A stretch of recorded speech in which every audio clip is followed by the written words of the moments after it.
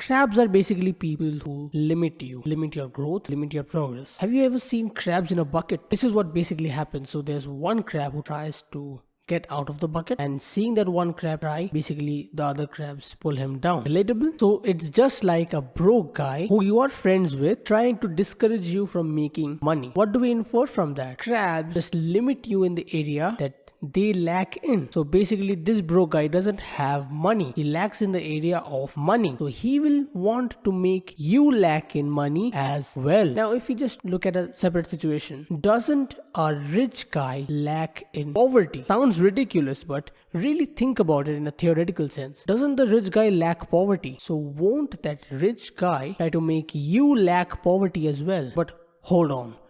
Isn't this a good thing? How can you call this rich guy a crab? He is simply pulling you towards thing that he lacks. And I think if we look at it in this sort of a sense, basically everyone is a crab. Everyone tries to make you lack something that they lack. You could be with a jacked guy, but what does he lack? Bad health. He lacks bad health, and so he will want you to lack bad health as well. What does it mean by lacking bad health? Good health. He has good health, so you will have good health. And most of the times, people, rather than trying to get you to have something, they try to make you lack in something. Instead of giving you something, they want to take something away from you. And if what they take away is bad, basically you didn't want that in the first place anyways, it's great for you. So choose people with similarities between the things that they lack and the things that you don't want to have anyways, because what they lack is what will affect you to lack that same thing anyways, but you did not want to have that in the first place. A guy without worry